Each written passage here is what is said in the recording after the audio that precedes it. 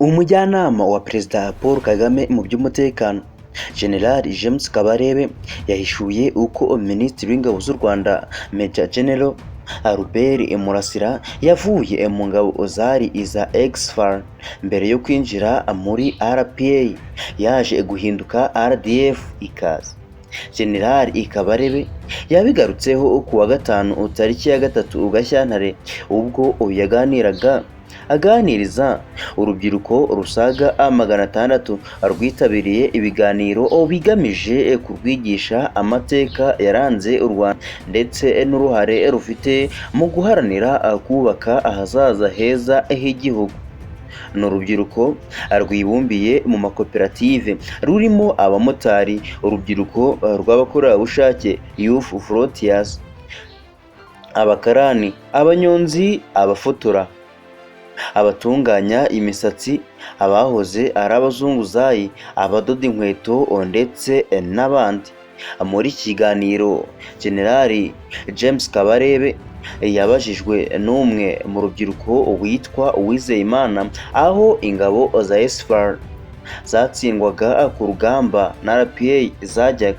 Afande Kabarebe yasobanuye ko ku tariki ya 4 Nyakanga 1994 ubwo ingabo za RPA zahagarikaga jenoside yakorerwaga abatutsi, ingabo nyinshi zari za Habyarimana zahungiye mu mashyamba ya Kongo ndetse yemwe zinatwara abaturage.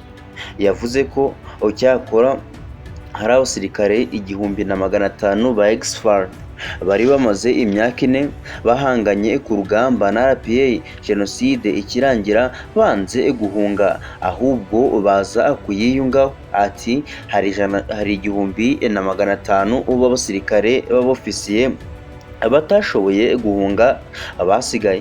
Jenoside yahagaze gutya baradusanga, abo ni abantu twarwanaga imyaka yose badusanze. Nyakubahwa Perezida wa Repubulika aravuga ati abo badusanze ni mubakire.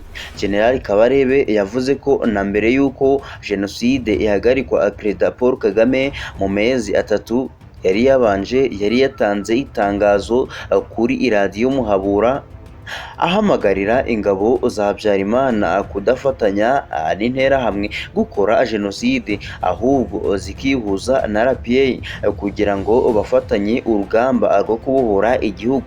Icyo gihe ngo nta basirikare ba leta bemeye ubwo busabe, gusa ku bwa General Kabarebe kuba batarabyemeye si ukuvuga ko abari mu ngabo z'icyo gihe bose batabishakaga.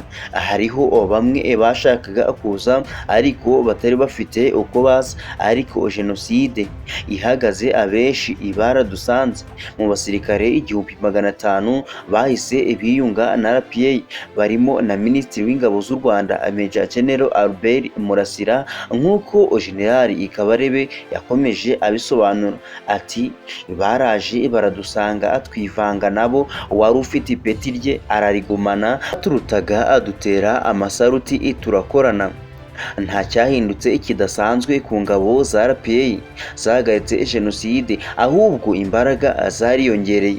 Abo badusanze bamwe baje bafite ubumenyi bwiza, bashobora gukora akazi keza, n'ubu baracyahari. Bamwe muri bo harimo Minisitiri w'Ingabo General Albert Murasira, we yadusanze ari Lieutenant, ubu ni General Major. Ni Minisitiri w'Ingabo.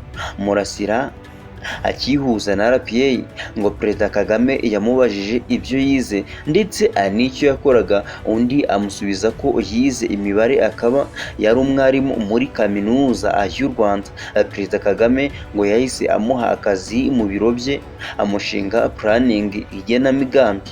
General Kabarebe yavuze ko na nyuma yaho hari abasirikare ba Exfar bagiye batsindwa bakiyunga ku ngabo za EPR, ku buryo byageze mu 1999 u Rwanda rufite ingabo zibarirwa mu bihumbi 57 zirimo ibihumbi 36 bahoze mu ngabo za Habyarimana, yavuze ko ibyo nta kibazo na kimwe byigeze biteza, kubwo byongereye igisirikare cy'u Rwanda imbaraga, ari nayo mpamvu cyashoboye kurwana intambara zitandukanye, ndetse kugeza uyu munsi ingabo zacyo zikaba zibasha kurinda ubusugire bw'igihugu.